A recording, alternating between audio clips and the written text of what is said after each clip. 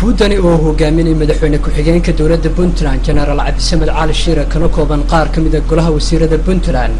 xildhibaano iyo mas'uuliyiin aad u tiro badan ayaa maanta si diiran loogu soo dhaweeyay degmada taariikhiga ee Taleex. wufuudani oo horkacay madaxweyne ku-xigeenka Puntland General Cabdisamed Cali Shiire ayaa waxa laga hortagay qiyaas ahaan meel u jirta degmada taariikhiga ee Taleex 15 kiiloomitir waxaana soo dhaweynta wufuudani ka qayb galay waxgarad aqoon-yahano siyaasiyiin culimo udiin haween dhalinyaro iyo bulshada qaybaheeda kala duwan kuwaas oo dhamaantood watay calanka dowladda Puntland sawirada madaxweynaha Puntland iyo waliba sidoo kale madaxweyne ku-xigeenka Puntland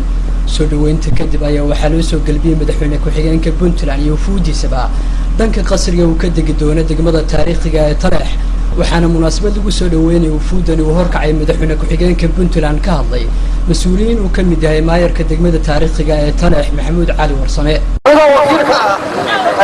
degmada Taleex iyo deegaanka la xidhiidha oo dhul fara badana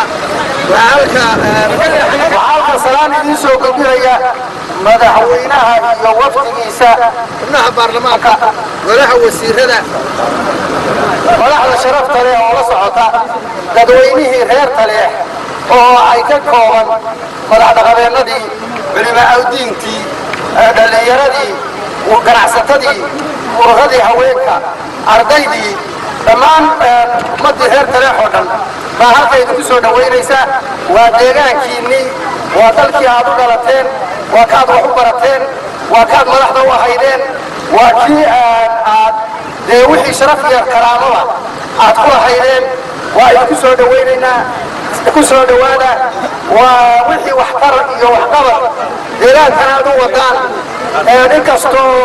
dalkani dal burbur badan soo maran yahay dowladda maxamed siyaad barre 20 sano sii maqnay deegaankana mise wax badan oo waxqabad helin maanta waxaan rajaynaynaa waxalaala wixii deegaanka ka baaqday inaad fulin doontaan oo ay ugu horeeyaan arrimaha bulshada sida caafimaadka waxbarashada xanaanada xoolaha biyaha wadooyinka waxalaala baahi fara badan baa